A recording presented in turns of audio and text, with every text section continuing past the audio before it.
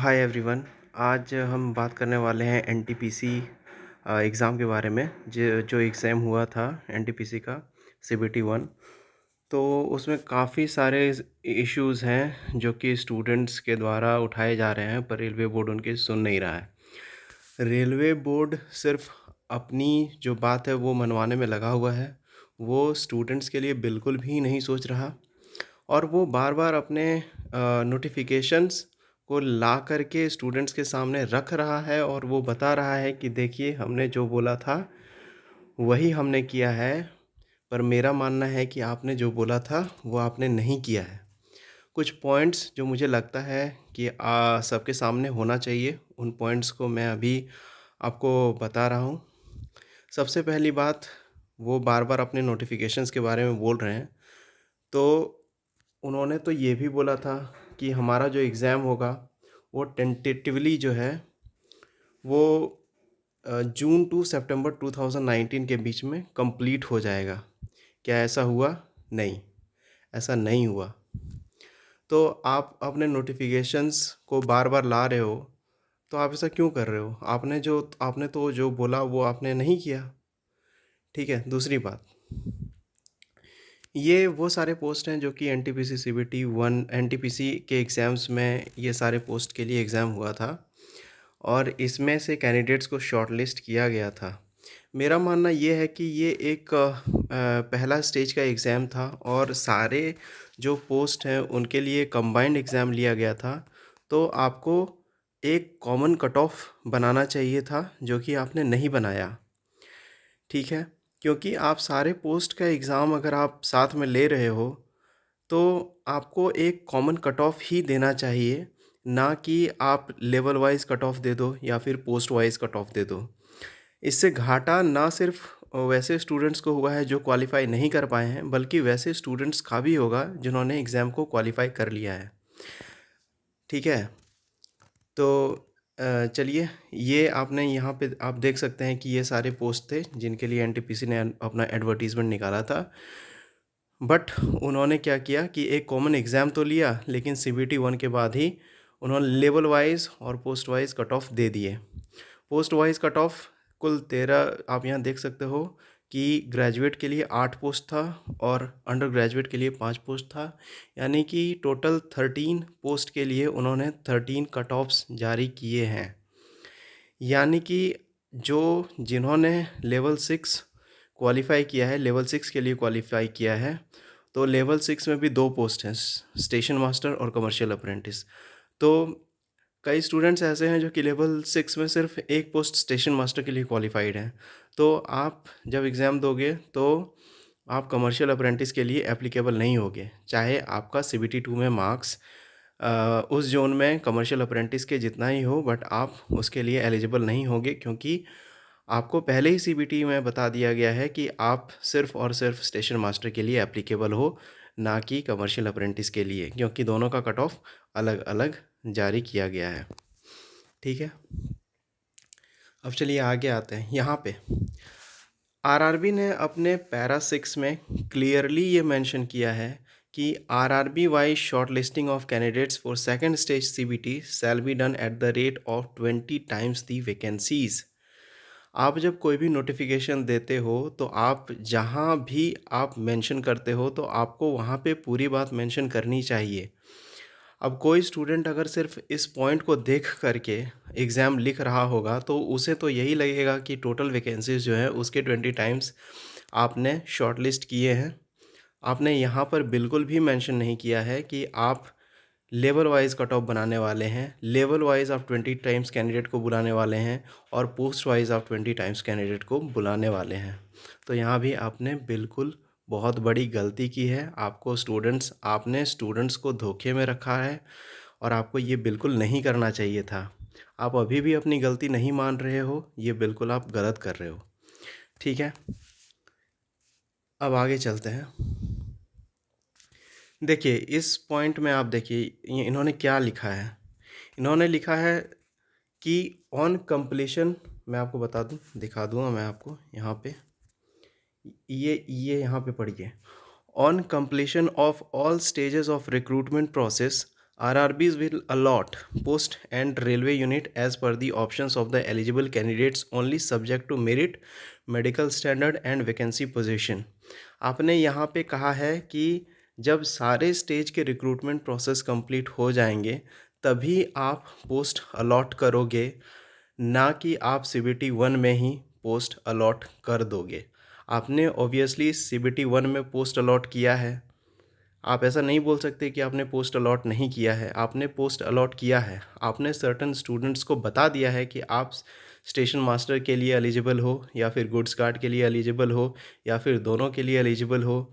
आप लेवल 4 के लिए एलिजिबल हो, लेवल 3 के लिए एलिजिबल हो। आपने ये पहले स्टेज में ही बता दिया, जबकि आपने अपने नोटिफिकेशन के ही 1.11 पैरा में आपने ये बिल्कुल क्लियरली मेंशन किया है कि on completion of all stages of recruitment process RRBs will allot post, ना कि CBT 1 ख़त्म होने के बाद ही आप पोस्ट अलॉट कर दोगे। दूसरी बात यहाँ पे इस पॉइंट में मैं वापस आऊँगा।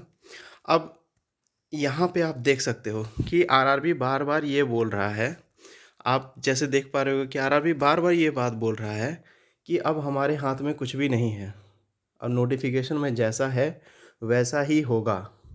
आप ये बात कैसे कह सकते हो जब कि आपने अपने ही नोटिफिकेशन में ये कह रखा है क्लियरली कि RRBs reserve the right to incorporate any subsequent changes, modifications, additions in the terms and conditions of recruitment under this CEN as necessitated and applicable।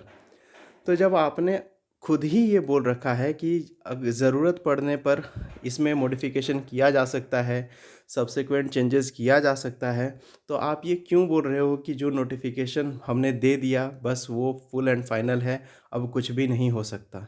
ऐसा बिल्कुल भी ऐसी कोई बात नहीं है। आप अभी भी छात्र हित में फ़ैसला कर सकते हो।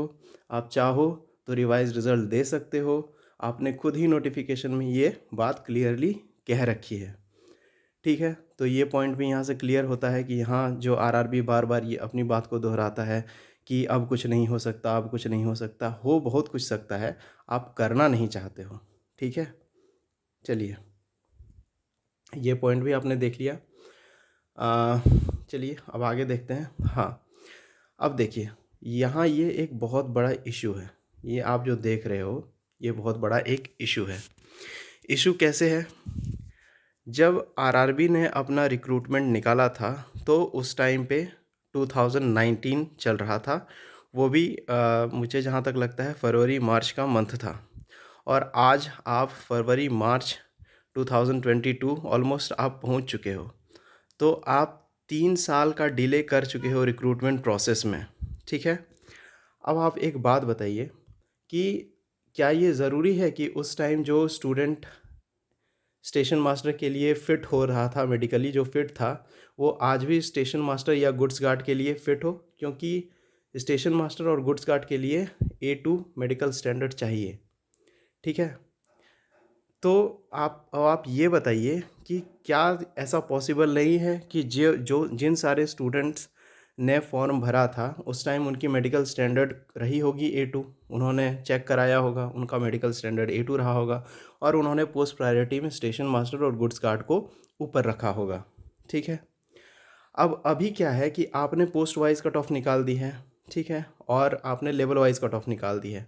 अब कई सारे स्टूडेंट्स जो है वो लेवल 6 और लेवल 5 के कट ऑफ को क्लियर कर रहे हैं, उसमें भी पर्टिकुलरली गुड्स गार्ड और स्टेशन मास्टर के ही कट ऑफ को क्लियर कर पा रहे हैं वो। तो अब आप बताइए कि वैसे स्टूडेंट्स तो सिर्फ गुड्स गार्ड और स्टेशन मास्टर के लिए एप्लीकेबल होंगे, जबकि उनका मेडिकल स्टैंडर्ड चेंज हो चुका होगा, उनका मेडिकल स्टैंडर्ड A3 हो चुका होगा या फिर B2 हो चुका होगा। आप तो जानते हैं रेलवेज़ में स्ट्रिक्टली मेडिकल बहुत, मतलब ये तो पूरा आई तो आपका पूरा अच्छा होना चाहिए। मेडिकल में आई को बहुत इम्पोर्टेंस दिया जाता है। अब आप बताइए कि वैसे स्टूडेंट्स का क्या गलती है जिन्होंने पोस्ट प्रेफरेंस में स्टेशन मास्टर या गुड्स गार्ड को उस टाइम अपने उनका जो आई क्राइटेरिया था वो मैच करते हुए भरा था, बट आज उनको चश्मा लग चुका है या उनका मेडिकल स्टैंडर्ड डाउन हो चुका है।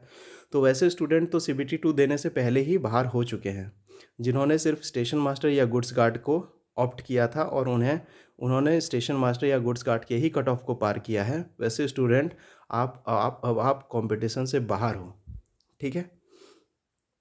तो ये सारी बात है। और दूसरी बात, अदर स्टूडेंट्स में भी सेम चीज़ लागू होती है। आपने उस टाइम के हिसाब से जो मेडिकल स्टैंडर्ड के हिसाब से आपने फॉर्म भरा होगा, आज 3 साल बाद आपका मेडिकल स्टैंडर्ड हो सकता है चेंज हो गया हो,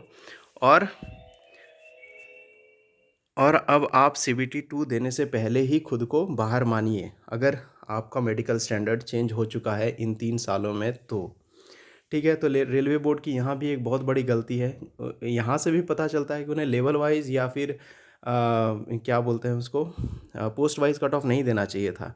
अगर आज रेलवे बोर्ड एक कॉमन कट ऑफ निकालती, ठीक है, तो वो सारे स्टूडेंट्स जिन्होंने स्टेशन मास्टर या गुड्स गार्ड को ऑप्ट किया होगा अपने हायर प्रायोरिटी में, वो अपना जो उस कंप्यूटर बेस्ड एप्टीट्यूड टेस्ट है वो उन्होंने वो उसको हटा देते, वो एग्ज़ाम नहीं देते उनका, तो उनको अगला पोस्ट प्रायोरिटी मिल जाता।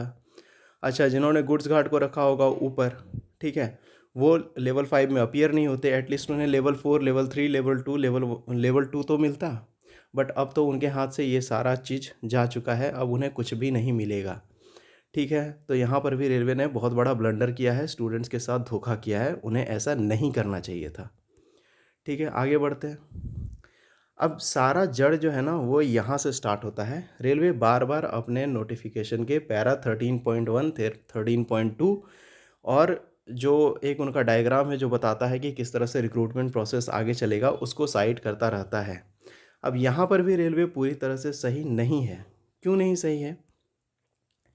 देखिए, पहली चीज़ जो है उन्होंने यहाँ पे क्लियरली लिखा है कि the first stage CBT is of screening nature and the standard of questions for the CBT will be generally in conformity with the educational standards prescribed for the post। ठीक है, आपने यहाँ ये लिखा है कि educational standard prescribed for the post. अब educational standard लोग तो 12th पास भी भर रहे हैं, लोग ग्रेजुएट भी भर रहे हैं। अब वो क्या समझे इस बात से, 12th वाले क्या समझे कि 12th लेवल का पेपर आएगा या फिर ग्रेजुएट लेवल का आएगा? ग्रेजुएट वाले क्या समझे कि ग्रेजुएट का आएगा या 12th लेवल का आएगा? आपने कहीं भी क्लियरली ये मेंशन नहीं किया है कि जो पेपर होगा वो 12th लेवल का होगा। आपने पेपर अपने हिसाब से बनाया है, ना कि ये ध्यान रखते हुए कि आप 12th क्लास के स्टूडेंट्स भी इसमें शामिल कर रहे हैं। तो यहाँ भी आपकी बहुत बड़ी गलती है। ठीक है, आपने 12th के स्टूडेंट्स और ग्रेजुएट स्टूडेंट्स को साथ में दौड़ा दिया है। यहाँ पर भी आपकी गलती है, आप मानिए या नहीं मानिए, ये बिल्कुल आपने गलत किया है। ठीक है, अब चलिए आगे बढ़ते हैं। ये 13.2 ये बहुत इंपॉर्टेंट पैरा है, क्योंकि रेलवे इसी को बार बार साइट कर रहा है अपने सारे जो भी उनका क्लैरिफिकेशन है उसमें। यहाँ पे क्या लिखा हुआ है, अगर गौर से हम लोग पढ़ते हैं तो यहाँ लिखा हुआ है कि separate second stage CBT shall be taken for each of 7 CPC level 2, 3, 4, 5 and 6 with graded difficulty level. All posts falling within the same level of 7 CPC shall have a common second stage CBT। ठीक है, if candidates are eligible for more than one level of 7 CPC post as per their educational qualification, they have to give common first stage CBT and corresponding second stage CBT for each level of 7 CPC as per the table given in para 13.6। वहाँ भी चलेंगे, पर आप यहाँ समझिए, इसको इन्होंने bold में कर रखा है। तो स्टूडेंट्स कई बार इन चीज़ों पे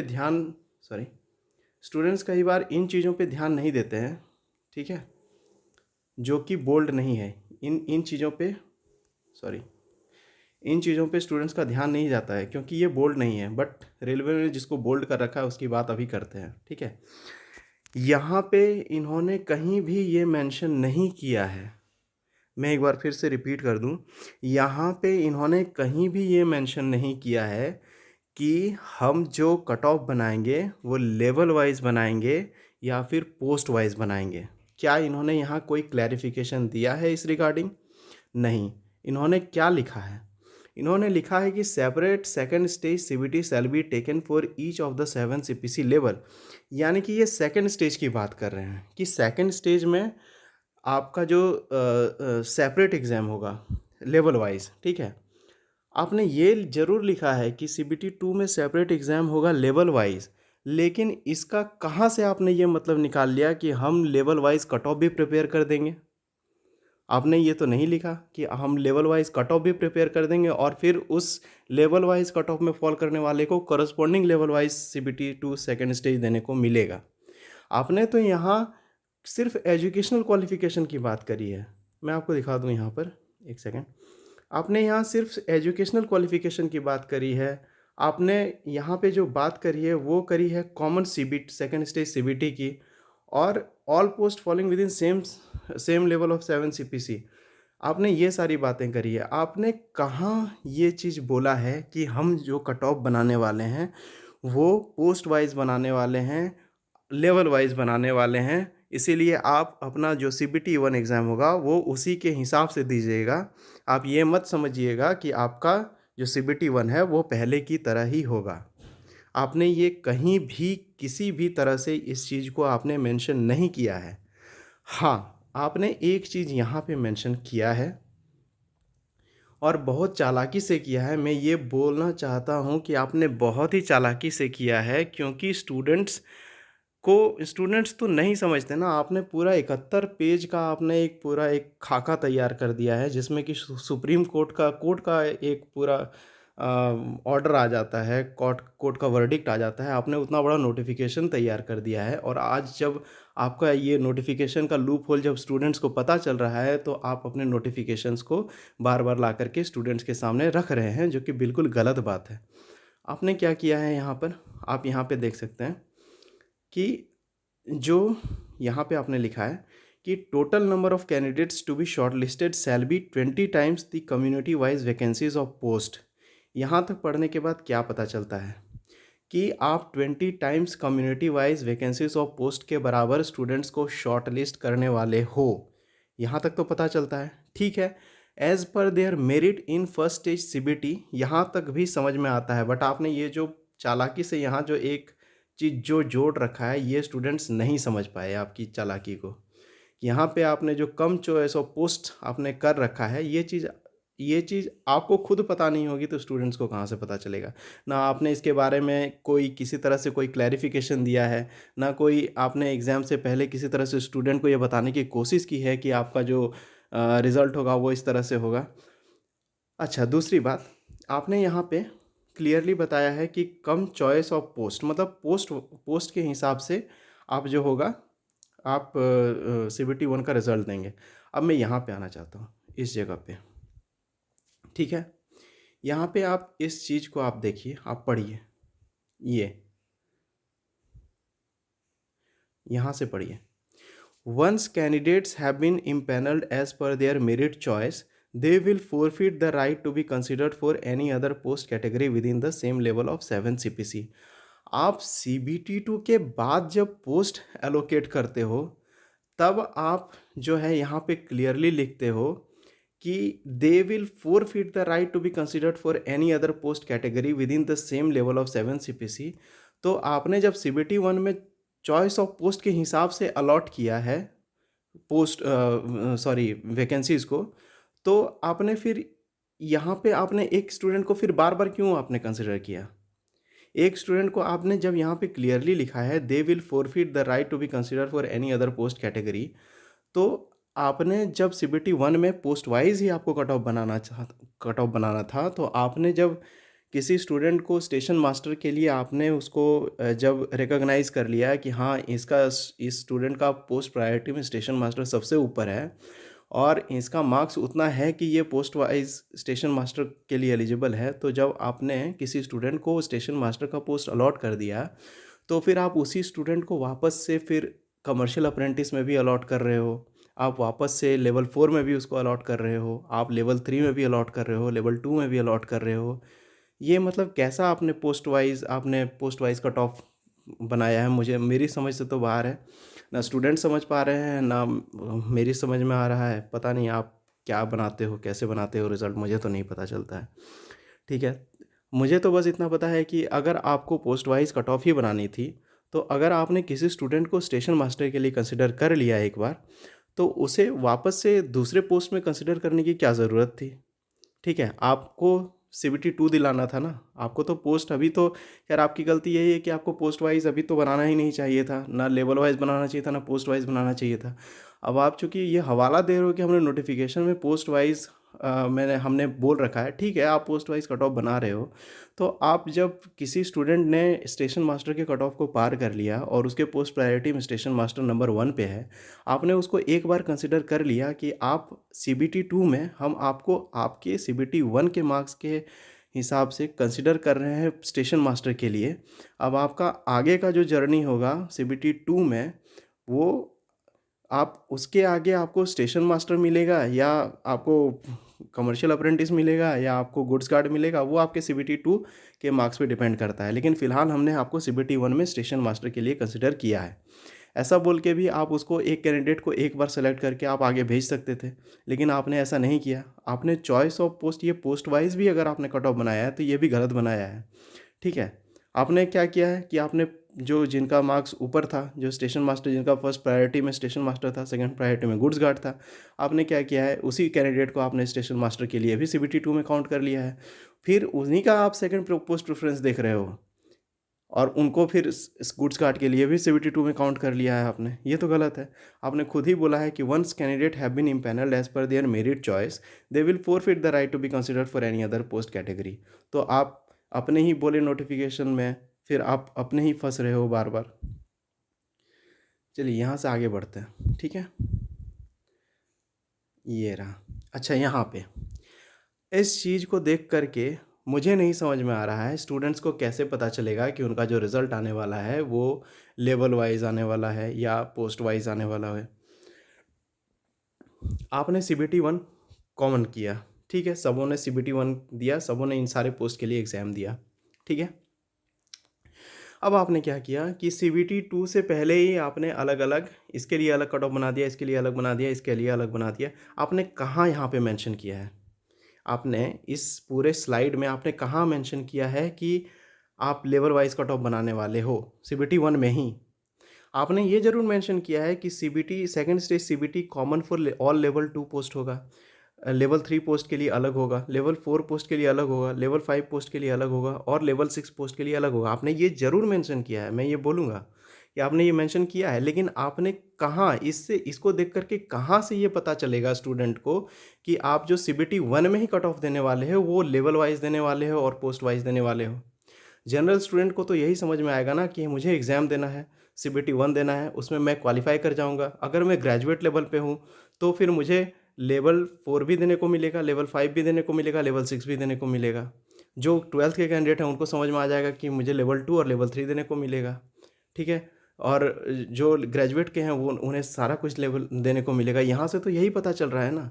यहाँ से आपको कैसे पता चल गया यहाँ से कि किसी स्टूडेंट को, किसी एवरेज स्टूडेंट को जो एनटीपीसी का एग्ज़ाम देते हैं, जो गरीब हैं, उनको कैसे पता चलेगा इस स्लाइड को देख करके कि उनका जो कट ऑफ है वो लेवल सीबीटी 1 में ही उनका post wise cut off decide हो जाएगा और आपका level wise cut off decide हो जाएगा। उसको ये स्लाइड देख करके कैसे पता चलेगा? आपने कहाँ लिख रखा है कि जो कट ऑफ होगा? अगर आपने नोट में भी दे दिया हुआ रहता है यहाँ पर, यहाँ जैसे आपने नोट में दे रखा है ये चीज़ यहाँ पे नोट में, अगर आपने नोट में भी दे रखा होता ना कि सीबीटी 1 में ही हम पोस्ट वाइज कट ऑफ बनाने वाले हैं, लेवल वाइज कट ऑफ बनाने वाले हैं, तो स्टूडेंट को समझ में आता है ये चीज़, ठीक है।